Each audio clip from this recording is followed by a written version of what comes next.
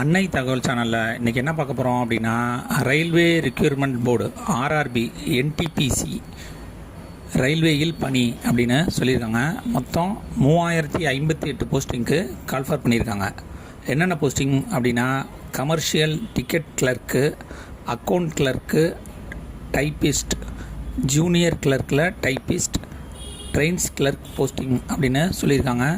Place of posting எங்கே அப்படின்னா, all over India.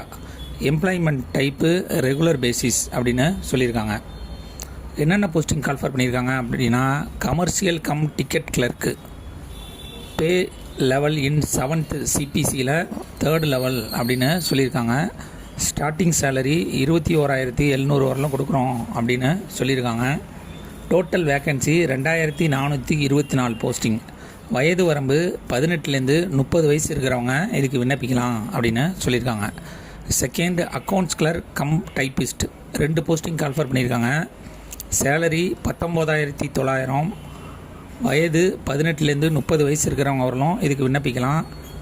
Vacancy 394. Third, junior clerk cum typist 2 posting call for பண்ணியிருக்காங்க. Salary 19,900. வயது 18லேருந்து 30 வயசு இருக்கிறவங்க வரலாம் விண்ணப்பிக்கலாம் அப்படின்னு சொல்லியிருக்காங்க. Vacancy 163. Fourth, trains clerk 2 posting call for பண்ணியிருக்காங்க. சேலரி 19,900. வயது வரம்பு 18லேருந்து 30 வயசு இருக்கிறவங்க வரலாம் விண்ணப்பிக்கலாம் அப்படின்னு சொல்லியிருக்காங்க. Total vacancy 77. மொத்தம் 3058 போஸ்டிங்க்கு கால்ஃபர் பண்ணியிருக்காங்க. எஜுகேஷ்னல் குவாலிஃபிகேஷன் என்ன சொல்லியிருக்காங்க அப்படின்னா, 27/11/2025 அப்போ commercial ticket clerk 4th pass பண்ணவங்க இதுக்கு விண்ணப்பிக்கலாம் அப்படின்னு சொல்லியிருக்காங்க. Account clerk typist 12th pass plus type English and Hindi மற்றும் கம்ப்யூட்டரை பற்றி கண்டிப்பாக தெரிஞ்சிருக்கணும் அப்படின்னு சொல்லியிருக்காங்க. அடுத்து, ஜூனியர் கிளர்க்குக்கு டைப்பிஸ்ட்டுக்கு 12வது பாஸ் பண்ணியிருக்கோம் மற்றும் டைப்பில் ஆங்கிலம் மற்றும் ஹிந்தி டைப் படிக்க தெரிஞ்சிருக்கணும். கம்ப்யூட்டரை பற்றிய நாலேஜ் கண்டிப்பாக இருக்கணும் அப்படின்னு சொல்லியிருக்காங்க.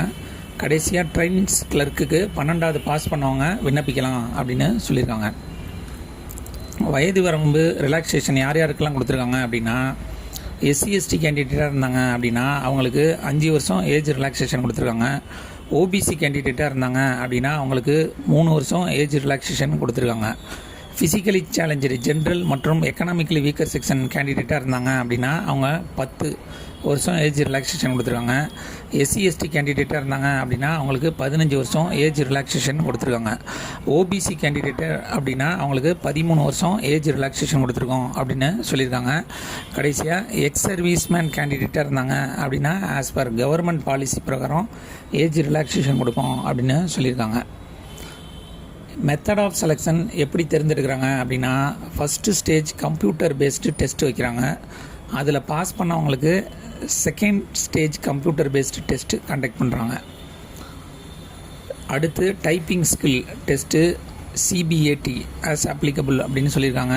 கடைசியாக, இதில் 3த்துலேயும் செலக்ட் ஆகிறவங்களுக்கு டாக்குமெண்ட் வெரிஃபிகேஷன் மற்றும் மெடிக்கல் எக்ஸாமினேஷன் மூலியமாக தேர்ந்தெடுப்போம் அப்படின்னு சொல்லியிருக்காங்க.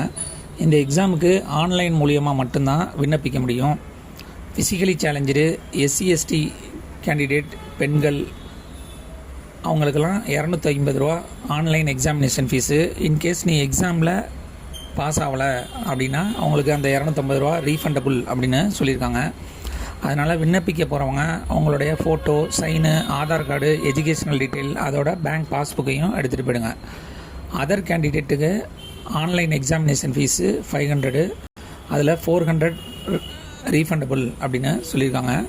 விண்ணப்பிக்க கடைசி நாள் 27/11/2025 இரவு 11:59 அப்படின்னு சொல்லியிருக்காங்க.